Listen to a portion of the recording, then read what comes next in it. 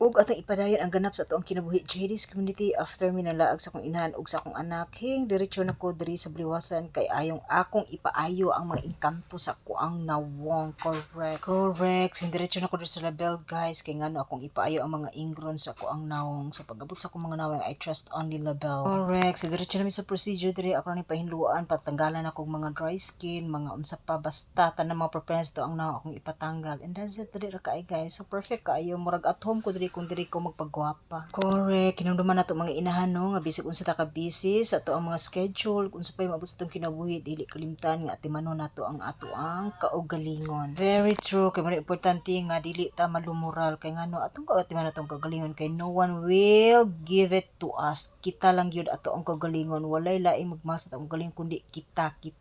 So importante na siya. Correct. Mong ina ikaw inahan diha ayo na paglugmok-lugmok da sa kwarto dapat na kay self-love pagpaganda na. And that's it. This is Mkla JD. Thank you for watching. Bye, bye, bye, dalagon. At ang nga buhi nga Dios.